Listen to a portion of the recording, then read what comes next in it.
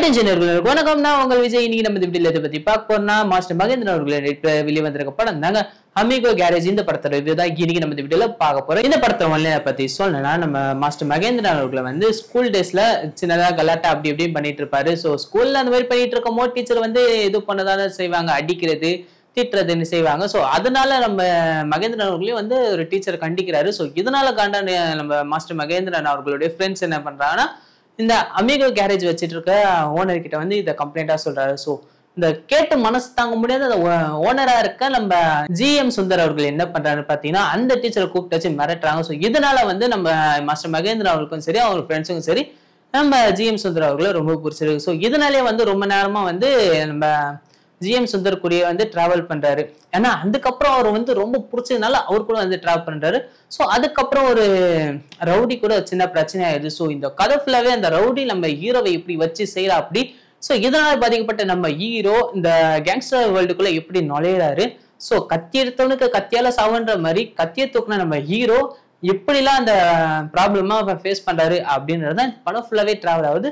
ஒரு சைடு பாத்தீங்கன்னா இந்த படத்தோட ஃபர்ஸ்ட் ஆஃப் வந்து இந்த பொல்லாதவன் இந்த படத்துல சாயில் வரைய மாதிரி இருக்கு. அதாவது நம்ம தனுஷ் அவர்கள் நடிச்ச பொல்லாதவனோட சாயில் வந்த மாதிரி இருந்து. ஸோ அதுக்கப்புறம் செகண்ட் ஆஃப் போனதுக்கு அப்புறம் இன்னும் கொஞ்சம் இன்ட்ரெஸ்டிங்கா இருக்கும்னு நினைச்சா சே எல்லாத்தையும் ஸ்பாயில் பண்ணிட்டீங்கப்பா. ஃபர்ஸ்ட் ஆஃப்ல இருந்த அந்த ஃபீல் செகண்ட் ஆஃப் கொண்டு வரல. ஸோ அது மட்டும் தான் கொஞ்சம் டிஸ்டர்பன்ஸா இருந்துச்சு. மற்றபடி இந்த படத்தோட ஆக்டிங் வைஸும் சரி இந்த பர்ஃபார்மன்ஸ் எல்லாமே நல்லாவே கொடுத்துருக்காங்க. ஸோ என்ன சொல்ல வந்திருக்காங்க அப்படின்னு தான் இன்னும் கொஞ்சம் கிளியரா காட்டியிருக்கலாம்.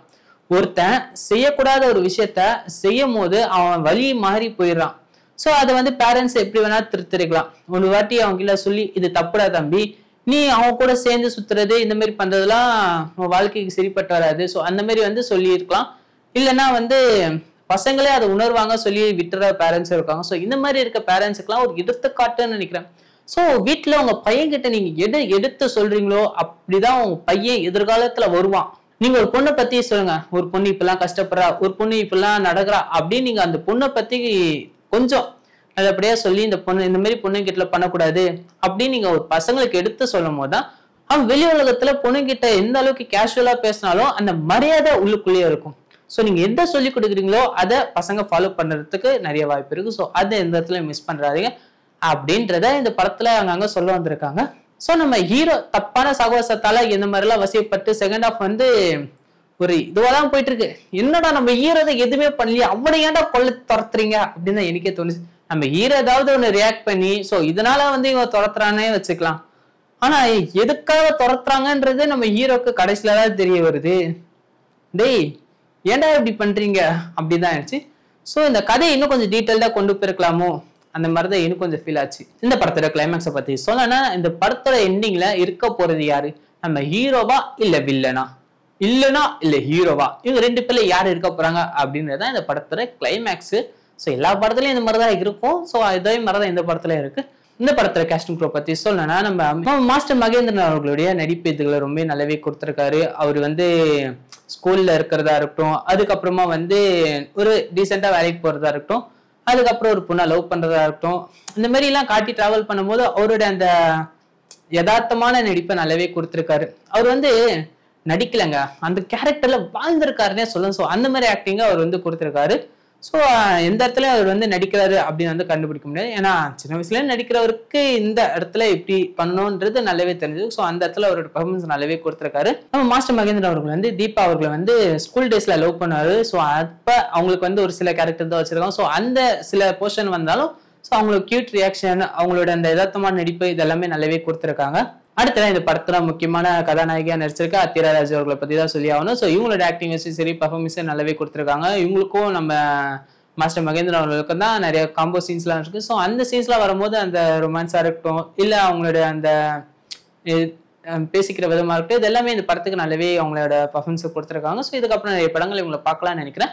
அடுத்த வந்து ஜிஎம் சுந்தர் அவர்களோட நடிப்பை இந்த படத்துக்கு நல்லாவே கொடுத்துருக்காங்க. சப்போர்ட்டிவா வந்திருக்காரு நம்ம மாஸ்டர் மகேந்திரன் அவர்களுக்கு. எந்த அளவுக்குன்னா கேரம் போர்டு ஆடுறதா இருக்கட்டும், ஸோ அந்த பிரச்சனை எந்த பிரச்சனை எது வந்தாலும் சால்வ் பண்ற அளவுக்கு நம்ம ஜிஎம் சுந்தர் அவர்கள் வந்து சப்போர்ட்டிவ் ரோல்ல வந்திருக்காரு. ஸோ அவரோட ஆக்டிங் வைஸ் இதில் நல்லாவே கொடுத்துருக்காரு.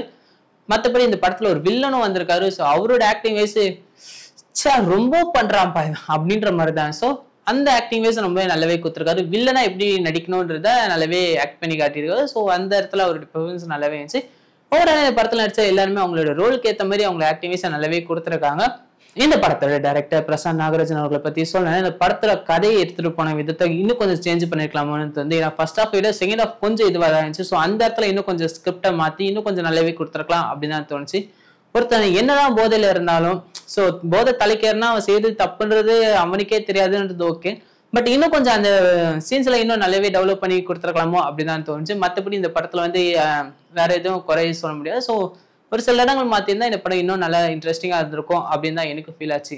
இந்த படத்துல கேமரா ஒர்க்கிங்கா இருக்கட்டும், அதுக்கப்புறம் வந்து எடிட்டிங், அப்புறம் மியூசிக், இதெல்லாமே இந்த படத்துக்கு நல்லா சப்போர்ட்டிங்கா இருந்தது. ஸோ ஓவரால் இந்த படத்தை பத்தி சொல்லணும்னா நம்ம வீட்டுல இருக்க பசங்களை எப்படிலாம் வளர்க்கணும், அதுக்கப்புறம் வந்து ஒரு தப்பான பாதைக்கு நம்ம பசங்க போனாங்கன்னா அவங்க எப்படிலாம் அதுல இருந்து வெளியே கொண்டு வரணும் அப்படின்றத ஒரு நல்ல நோக்கத்தோட சொல்ல முயற்சி பண்ணிருக்காங்க. கண்டிப்பா இந்த ஃபேமிலியோட பார்த்து ஒன் டைம் என்ஜாய் பண்ற மாதிரி இருக்கும். ஸோ நீங்க ஃபேமிலியோட போய் பார்த்து என்ஜாய் பண்ணிட்டு நம்ம ரிவ்யூ பாக்குறீங்கன்னா இந்த அமிகோ படம் எப்படி இருக்கு அப்படின்றத வந்து நம்ம கமெண்ட் பாக்ஸ்ல கமெண்ட் பண்ணுங்க. இந்த வீடியோ உங்களுக்கு பிடிச்சா லைக் பண்ணி ஷேர் பண்ணுங்க, மறக்காம சப்ஸ்கிரைப் பண்ணுங்க, கூட பக்கத்துல பெல் ஐகானை பிரஸ் பண்ணுங்க.